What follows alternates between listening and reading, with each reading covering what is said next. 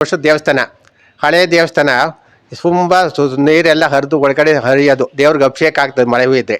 ಅದನ್ನ ಸಾರ್ವಜನಿಕ ಹೇಳಿ ಹೇಳಿ ಸಾಕಾದ್ವು.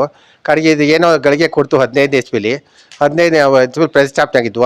8ನೇ 9ನೇ ಇಸ್ವಿಲಿ ಮೋಹನ್ ಅವರಂತ ಬೆಂಗಳೂರು ಅಲ್ಸೂರವರು ಅಧ್ಯಕ್ಷಗಿರಿ ವಹಿಸ್ಕೊಂಡು ಅವ್ರ ಕೈ ಹಾಕಿ ಎಲ್ಲರನ್ನೂ ಇದಕ್ಕೆ ಸಂಬಂಧಕ್ಕೆ ತಂದ್ಕೊಂಡು ಸಹಕಾರ ತಗೊಂಡು ಅಭಿವೃದ್ಧಿ ಪಡಿಸಿ ಅವರು ಪ್ರತಿಷ್ಠಾಪನೆಗೂ ತುಂಬ ಚೆನ್ನಾಗಿ ಸಹಕಾರ ಕೊಟ್ಟು ಪ್ರತಿಷ್ಠಾಪನೆ ಎಲ್ಲ ಮಾಡಿ ಮುಗಿಸಿ ಅವರು ಇಹಲೋಕ ತ್ಯಜಿಸಿದ್ರು.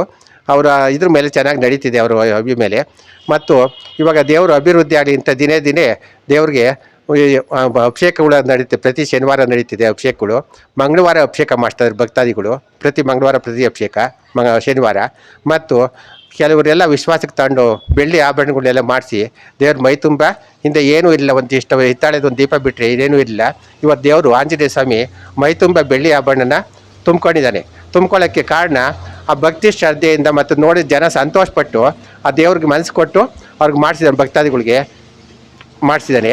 ಅವ್ರಿಗೆ ಎಲ್ಲರಿಗೂ ಸಹ ದೇವರು ಒಳ್ಳೇದು ಮಾಡಿ ಅಂತ ನಾನು ಹಾರಿಸ್ತೀನಪ್ಪ.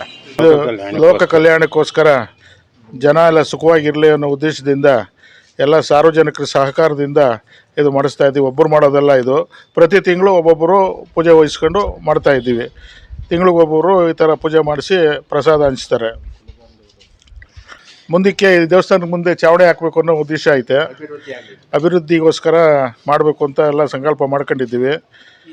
ಅದಕ್ಕೆ ಈ ಹೋಮ ಮಾಡೋದಕ್ಕೋಸ್ಕರ ಮಳೆಗಳೇ ಬಂದರೆ ತೊಂದರೆ ಆಗ್ತದೆ ಅಂತ ಮೇಲ್ಗಡೆ ಚಾವಣಿ ಹಾಕ್ಬಿಟ್ಟು ಬರದಂಗೆ ಮಳೆ ನೆನೆದಂಗೆ ವ್ಯವಸ್ಥೆ ಮಾಡಬೇಕು ಅನ್ನೋದೊಂದು ಸಂಕಲ್ಪ ಎಲ್ಲರೂ ಮಾಡ್ಕೊಂಡಿದ್ದೀವಿ.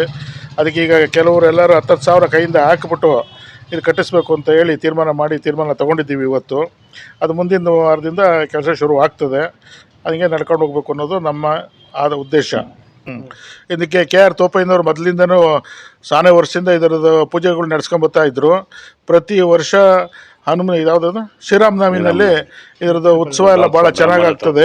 ಇದು ಪ್ರತಿ ಅಮಾವಾಸ್ಯೆಗೂ ನಡ್ಸ್ಕೊಂಡು ಹೋಗ್ಬೇಕು ಅಂತ ಎಲ್ಲರೂ ಸಂಕಲ್ಪ ಮಾಡ್ಕೊಂಡು ಹೋಗ್ತಾ ಇರೋದು. ಇದು ಒಂದು ದಿವಸ ಮಾಡಿ ನಿಲ್ಲಿಸೋದಲ್ಲ, ಇದು ಪ್ರತಿ ಅಮಾವಾಸ್ಯೆಗೂ ಪ್ರತಿ ತಿಂಗಳು ಮಾಡಿಸ್ಬೇಕು ಅಂತ.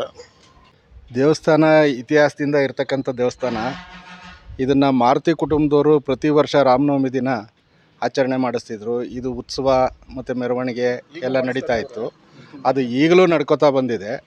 ಹಾಗಾಗಿ ಅವ್ರ ಕುಟುಂಬದವರ ಜೊತೆಗೆ ಅವ್ರ ಸಹಕಾರದ ಜೊತೆಯಲ್ಲಿ ಊರಿನ ಜನ ಮತ್ತು ಜನಾಂಗ ಸೇರಿಕೊಂಡು ಈ ಒಂದು ಕಾರ್ಯಕ್ರಮ ದೇವಸ್ಥಾನದ ಜೀರ್ಣೋದ್ಧಾರ ನಡೀತಾ ಇದೆ. ಕುದೂರಿಗೆ ರಾಜಬೀದಿ ಅಂದರೆ ಇದನ್ನೇ.